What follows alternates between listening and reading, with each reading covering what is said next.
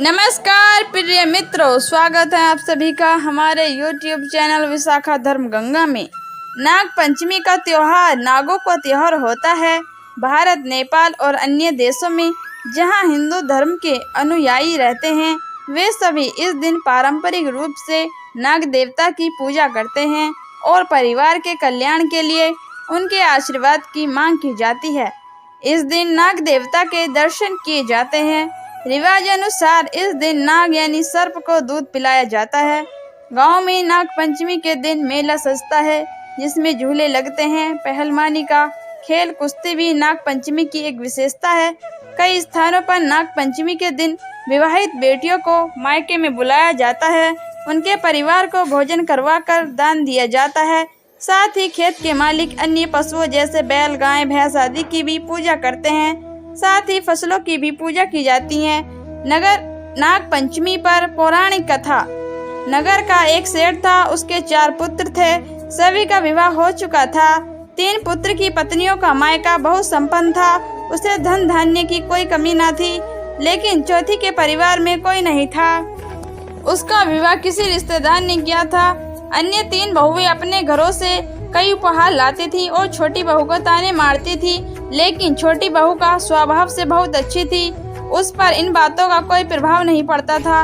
एक दिन बड़ी बहू से सभी बहुओं को साथ चलकर कुछ पौधे लगाने को कहा गया। सभी साथ गईं और बड़ी बहू ने खुरपी से गड्ढा करने के लिए जैसे ही खुरपी को उठाया, उस वक्त वहां एक सर्प आ गया।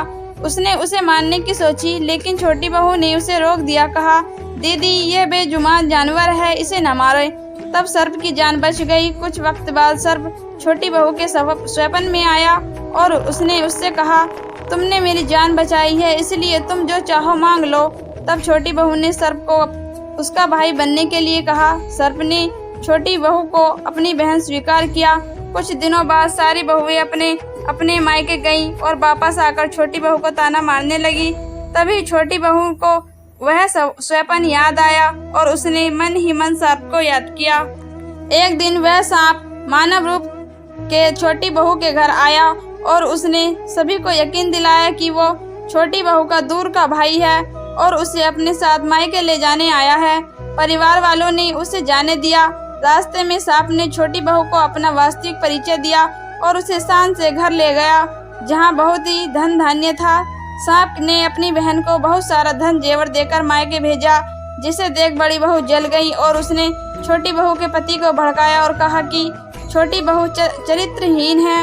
इस पर पति ने छोटी बहू को घर से निकालने का निर्णय किया। तब छोटी बहू ने अपने भाई सांप को याद किया। सांप उसी वक्त उसके घर आया और उसने सभी को कहा कि अगर किसी ने मेरी बहन पर आरोप लगाया तो वह सभी को डस लेगा। इससे वास्तविकता सामने आई और इस प्रकार भाई ने अपना फर्ज निभाया। तभी से सर्प की पूजा सावन की शुक्ल पंचमी के दिन की जाती है।